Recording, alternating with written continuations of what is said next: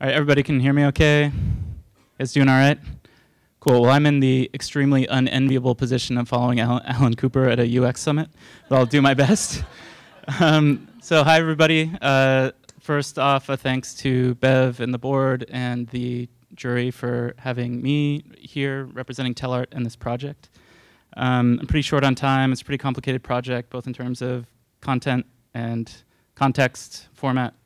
So I'm going to jump right in, but if you're interested, I do have a much longer talk recorded online called Field Notes from the Future. You can Google my name, find it. So my name's Ervin. I'm Design Director at Tellart. We're a small but global experience design studio.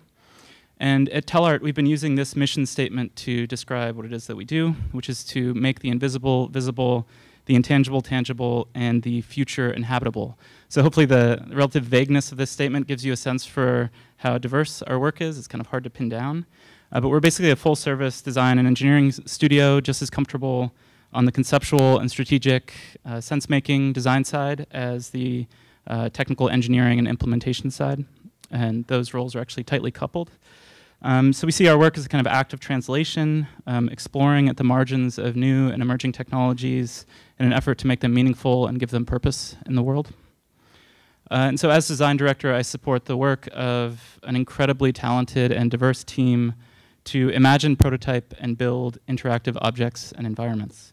So many of our projects are like this. They're kind of integrated, multi-touch point, interactive experiences that seamlessly bridge physical objects, screen interfaces, and immersive projection-mapped rooms.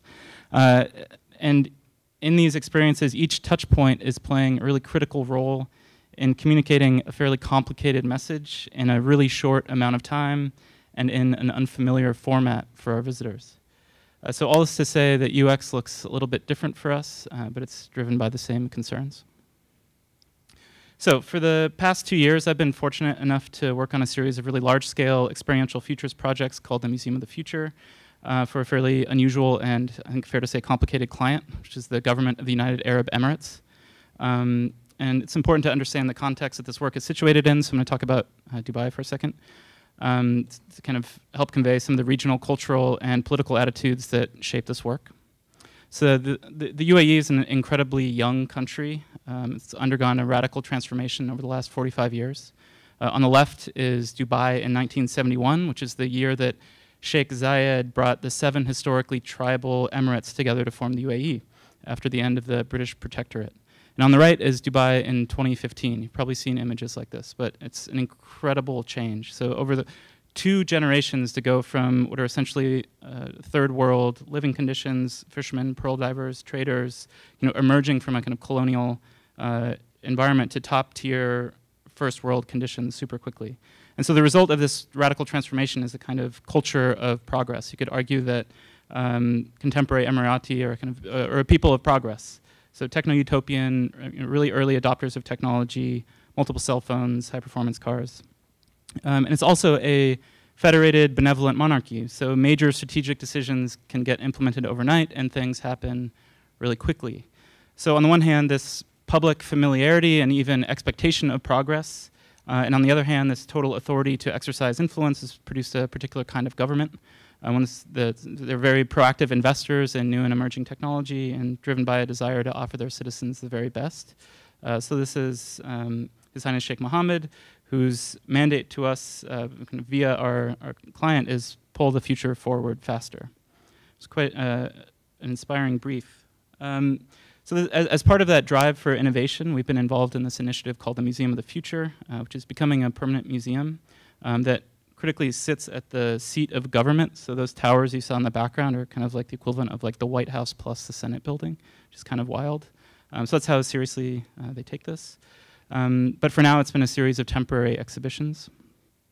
And this project conducts futures foresight exercises and presents visions for the country's future at an annual government summit in the form of what we call high-fidelity prototypes of future scenarios. So these are inhabitable visions of the future that anticipate the future impacts of emerging technologies, social, political, and economic trends, and help to influence policy. So they serve as provocations rather than overt predictions, and they're a tool for planning better. So we're giving decision makers the opportunity to inhabit the future and react to it. This is the senior leadership of Dubai. And the core thesis of the project is that we're targeting people's emotions because we make decisions emotionally. So it's one thing to read a policy paper about the downstream effects of an emerging technology, and it's quite another thing to live within it for an hour. So it's an annual project. There have been 4 iterations now. Start from a fully open brief, work very closely with our client, Noah Rafford, and the Dubai Future Foundation to shape a conversation that seems of the moment and critical. It's stuff you would recognize, ethnographic research, trend research, and extrapolate on these trends to imagine future scenarios and populate them with speculative products and services that people can engage with. So the project I'm showing today is the 4th of an annual series, and this is a kind of overview of the history of the project, the first years that led up to it. So in 2014, we showcased the future of government services, so addressing the core areas of concern of any government, which are healthcare, education, infrastructure. In 2015, we addressed the smart city, and explored how sensor-enabled, data-driven city services in the future might transform the experience of daily life in the city. And then finally, in Machinic Life, explored the impacts of AI and advanced robotics on personal augmentation, machinic companionship, and algorithmic governance. So a lot of failures, a lot of successes in this process, but we've kind of come to learn what works and what doesn't for this unique format, what's the right level of interactivity, level of choice, open plans, fixed path, level of complexity of the content, balance between level of kind of didactic information that you're given versus the kind of maintaining your sense of being in the world and maintaining your suspension of disbelief. And it's been an incredible opportunity to engage with the really big questions about the forces that are shaping society and influence the policy positions in maybe kind of abstract ways, but positions that affect the lives of millions, and to push our limits as an experience design studio. So in 2017, we tackled a really important subject, but also a pretty thorny subject for a booming metropolis in the desert, which was originally an oil economy, accustomed to rapid growth, which was climate change. And let's see, is that playing? Yep. And it was called Climate Change Reimagined. And throughout all of these projects, we weren't really able to talk directly about climate change. It was a bit too sensitive. And so we had to find an alternative narrative that would resonate and present it in a way that would resonate. So here you're going through a transition from the outside to the inside that's also a transition from the present to the future. It's a curved corridor where you can't see the end. We kind of disorient you and reorient you. Flashing light, sound design is kind of establishing an emotional baseline that we can then build upon in the introduction area, which comes next, and presents 2 alternative paths from the future. We wanted to find a way to have a productive conversation about climate change that avoided the demoralizing and dystopian narratives that leave us all feeling powerless as individuals in the face of really huge global forces that are largely outside of our control, and a criticism that the UAE is already well aware of. And so this is a post-climate change world in 2050 that's still impacted by the effects of decisions that we've all made in this and in previous generations. But it's a kind of aspirational world where we've managed to not only survive, but actually thrive on a more volatile planet. So here we're positioning the UAE as global innovators in resilient systems and in managing life in extreme environments. So actually exporting climate solutions for providing water, food, and shelter around the globe. So you can see this is a kind of radical reframing of its current position, and it treats the desert and the ocean as test beds for exploring resilient solutions to climate change. And it's been incredibly successful as a communication effort, aligned with new sustainability goals for the country. I think in some small ways helped shift the conversation by exploring alternative possibilities, and it reframed critique into active proposal. So I'm going to go through in a bit more detail here. The exhibition structure is basically set up like an infrastructure tour, which is really familiar to any of you out there who are high-level government officials, always opening some new port, doing a ribbon-cutting ceremony. So in this first one, this is a future where water is produced by enormous living biodesalination plants that are synthetically engineered from the DNA of jellyfish, which are excellent water absorbers, and mangroves, which are excellent desalinators. and whose salt byproducts are crystallized on site to make batteries in a closed-loop, resilient utility network.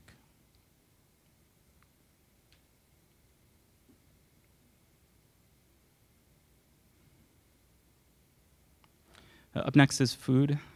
This is a future where food is grown in auto farms, which are underground automated food factories, where seeds are synthesized, germinated, and grown on site according to the specific nutritional needs of individuals, and where growth is actively monitored by embedded sensor networks and tended to by autonomous robotic systems.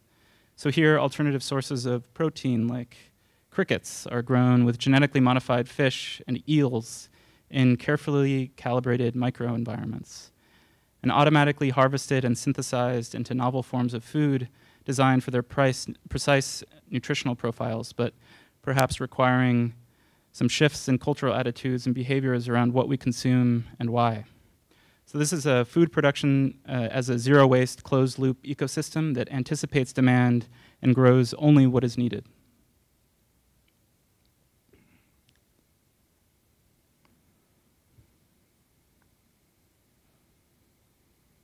So up next is shelter. So here in the CityKit Sales Center, we can witness a new kind of city. So unlike the solid, wasteful accretions that we live in today, this is a flexible, adaptable, resilient city that's planted like a seed and grown organically from the ground up, and rapidly reconfigured in response to changes in weather patterns, economic demand, and human migration patterns, all of which are powered by CityKit, which is a self-building infrastructure solution equipped with autonomous robots. It's capable of harvesting water and energy and converting locally available materials into building components and distributed infrastructure.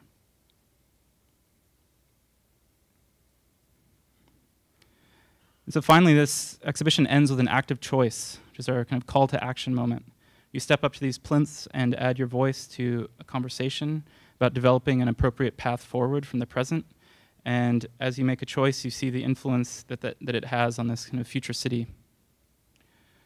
So as you can see, we're kind of recasting the challenges of climate change here as opportunities and actively provoking questions about policy decisions, regulatory structures, and new economic models that are required to bring about a more resilient future. And we're attempting to connect emotionally to find a tension point between the kind of more seductive and aspirational qualities of the future and the slightly disconcerting qualities to provoke a response. And as you go through this exhibition, you pass through a kind of interactive labyrinth that shifts your perception and hopefully inspires action. So you transition through a gradient of personal agency and accountability. You start out as a passive viewer, watching, listening, and feeling.